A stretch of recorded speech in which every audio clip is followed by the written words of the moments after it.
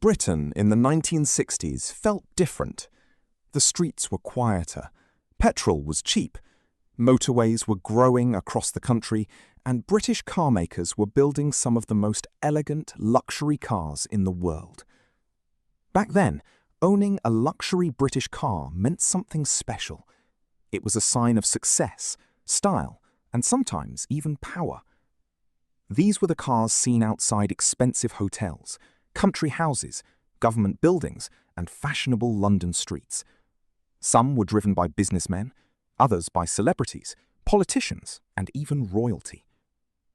But time moved on. Many of these once famous cars slowly vanished from Britain's roads. Today, most younger people have never even heard of them. So tonight, we're going back to a very different Britain, to look at 10 British luxury cars from the 1960s that were once everywhere and then suddenly disappeared. Let's begin. Number 10. The Rover P5 Coupe. Introduced in 1962 by Rover, the P5 Coupe became one of Britain's most respected luxury cars. Despite the name, it wasn't really a sports coupe. It was a large, four-door luxury saloon with a lower roofline that made it look more elegant and modern. Under the bonnet was a smooth 3-litre engine, and later versions received Rover's famous V8. The car was quiet, comfortable, and built for long journeys. Inside, passengers enjoyed deep leather seats and polished wood trim. Politicians loved the Rover P5. In fact, several British prime ministers used one as official transport. It had class without showing off too much, a very British kind of luxury. But by the late 1970s, changing tastes and newer executive cars slowly pushed it aside. Today, spotting one on the road feels like seeing a ghost from another era. Number 9. The Humber Super Snipe. Built by the Roots Group, the Humber Super Snipe represented traditional British luxury in the early 1960s. This was the sort of car you imagined parked outside a large countryside hotel. It featured a strong 6-cylinder engine and soft suspension designed for comfort rather than speed. The styling was heavy and formal, with large chrome grilles and wide bench seats. Many military officers, businessmen, and government officials drove Humbers during this period. People liked the Super Snipe because it felt dependable and dignified. It wasn't flashy. It simply carried itself with quiet confidence. But as the decade progressed, the design started to feel old-fashioned. Foreign competition also began arriving in Britain in larger numbers. Eventually, Humber disappeared completely. And with it, one of Britain's oldest luxury car names quietly faded away. Number 8. The Wolseley 6110. Wolseley was once a major British luxury brand, though many people today barely remember it. The 6110 arrived in the early 1960s and became popular with professionals and company executives. It used a smooth 6-cylinder engine and had an incredibly spacious interior. One thing people always remembered was the front grille, tall, proud, and unmistakably British. Inside, there was polished walnut wood, thick carpets, and soft leather seating. The car offered comfort at a more affordable price than Jaguar or Daimler. For many middle-class families, owning a Wolseley felt like moving up in life. But by the end of the decade, the brand struggled to stay relevant. British Leyland eventually absorbed Wolseley, and the famous badge slowly disappeared from Britain's roads forever. Number 7. The Daimler V8 250. At first glance, many people thought the Daimler V8 250 was simply another Jaguar, and in many ways it was closely related. Produced during the 1960s, the V8 250 combined Jaguar styling with Daimler refinement. Under the bonnet sat a compact but powerful V8 engine that gave the car surprisingly strong performance. Drivers loved how smooth and effortless it felt on motorways. The cabin smelled of leather and polished wood, while the chrome details gave it a sense of occasion. This was the sort of car wealthy doctors and businessmen often chose instead of flashier sports cars. But Daimler gradually lost its identity after Jaguar took greater control of the company. Over time, the once famous Daimler name became far less important in Britain. Now, many younger drivers don't even realize Daimler once built luxury British cars at all. Number 6. The Vanden Plas Princess 4-liter R. Few cars looked more traditionally British than the Vanden Plas Princess. Introduced in the early 1960s, it was designed for comfort above everything else.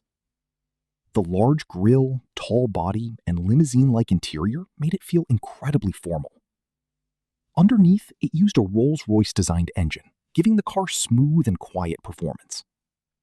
Inside, passengers enjoyed picnic tables, thick carpets, and hand-finished wood trim. It felt almost like a smaller Rolls-Royce for upper-middle-class buyers. The Princess was especially popular among older professionals who wanted elegance without the cost of a Bentley. But younger buyers during the late 1960s wanted something more modern and sporty. Suddenly, the Princess looked old-fashioned, and slowly it disappeared into history. Number 5. The Jaguar Mark X. When Jaguar introduced the Mark X in 1961, it shocked people. This car was enormous. Long, wide, and incredibly luxurious, it became Jaguar's flagship luxury saloon during the decade. It used Jaguar's famous straight-six engine and offered impressive speed for such a large car. Despite its size, the Mark X could cruise comfortably at motorway speeds all day long. Inside, there was enough wood and leather to rival far more expensive luxury brands. People loved the combination of elegance and performance. It wasn't just a luxury car, it was a statement. But the Mark X was also expensive to run and difficult to park on Britain's narrow streets. As fuel prices rose and smaller executive cars became popular, giant luxury saloons slowly fell out of fashion. Today, the Mark X remains one of the most beautiful forgotten Jaguars ever built. Number 4. The Austin Princess Vanden Plas. The Austin Princess represented a very old style of British motoring. Even in the 1960s, it looked like something from an earlier age. It had separate front wings, huge chrome headlights, and a tall, upright grille. Yet many traditional buyers absolutely loved it. Inside, the car felt more like a private club than a motor car. There was leather everywhere, thick wooden dashboards, and enough rear legroom to stretch out comfortably. Some owners even hired chauffeurs to drive them. For years, these cars symbolized wealth and status across Britain. But by the late 1960s, modern European luxury cars started making the Princess look outdated. Soon, demand faded rapidly, and one of Britain's most traditional luxury cars quietly disappeared from public memory. Number 3. The Triumph 2000. The Triumph 2000 arrived in 1963 and immediately felt modern compared to many older British luxury saloons. It had cleaner styling, large windows, and a more European look. Powered by a smooth six-cylinder engine, the Triumph 2000 balanced comfort and practicality perfectly. This became a favorite among middle-class professionals throughout the decade. Doctors, architects, and company managers loved them. The car felt refined without seeming too expensive or arrogant. Inside, there was still plenty of wood and leather, but the design felt lighter and fresher than older rivals. Many people today still remember seeing Triumph 2000s parked outside suburban homes during the late 1960s and early 70s. But British Leyland's problems eventually hurt Triumph badly. By the 1980s, the once famous Triumph badge disappeared entirely from British car showrooms. Number 2. The Daimler DS420 Limousine. If you visited a luxury hotel or royal event in Britain during the late 1960s, there was a good chance you saw a Daimler DS420 nearby. This long, formal limousine became famous for transporting royalty, diplomats, and wealthy guests. The DS420 used Jaguar mechanical parts, but added incredible rear seat comfort. Passengers sat on soft leather seats surrounded by polished walnut trim. The ride was smooth, quiet, and dignified. Funeral companies also used many DS420s because they carried such a calm and respectful appearance. For decades, the DS420 became part of British ceremonial life. Yet as modern limousines arrived and maintenance costs increased, fewer remained on the roads. Today, the DS420 feels like a moving piece of British history. And finally, number 1, the Rover P6. Few British luxury cars captured the spirit of the 1960s better than the Rover P6. When it launched in 1963, it looked futuristic. The design was clean, modern, and completely different from older British saloons. It also introduced advanced engineering features rarely seen in British cars at the time.